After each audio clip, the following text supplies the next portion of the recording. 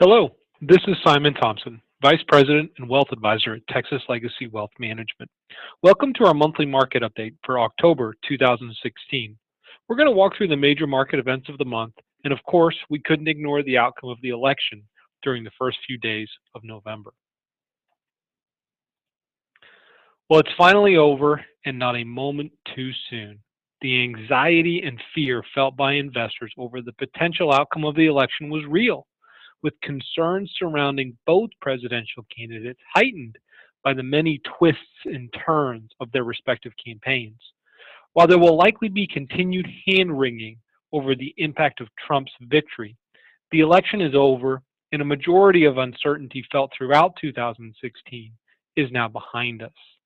We believe that with the election in the rearview mirror, we can perhaps see the market look beyond politics and towards some key factors that could move the market in the months ahead. We'll highlight a few of those items today. We first take a look at manufacturing. We've seen some upside surprise in both the US and around the world recently as manufacturing appears poised to continue to pick up. This bodes well for economic and stock market growth. European manufacturing is showing signs of growth as the recent market manufacturing PMI increased to 53.5 for October.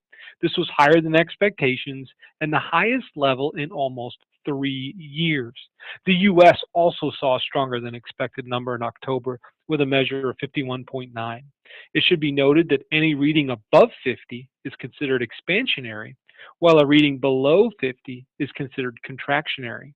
The manufacturing data corresponds to the initial third quarter GDP reading for the US of 2.9% growth. This was another solid number, coming in slightly above expectations. We're well into the third quarter earnings season, and the results have been better than expected. It appears in all likelihood we will find that the earnings recession will have officially come to an end during the third quarter, as we're currently tracking toward year-over-year earnings growth of somewhere between 2 and 3%, much better than the expected drop in earnings, according to FactSet. The strength in earnings season has been spearheaded by strong results and outlook from both technology and financial companies. This growth is expected to continue with growth projections of 4.6% in the fourth quarter and 12% for 2017.